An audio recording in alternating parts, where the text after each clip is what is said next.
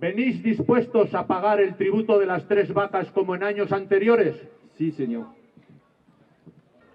Pax avant, Pax avant, Pax avant, Pax avant, Pax avant. Pax avant. De orden del señor alcalde presidente, si alguna persona tiene alguna reclamación que hacer, que dé un paso al frente.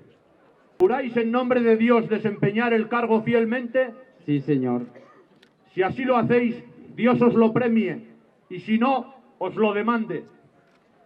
De 1375, transacción de 22 de agosto de 1642, entre la misma y la de Hurtado y Ustain, de cuyas vacas el señor alcalde de Izaba como presidente...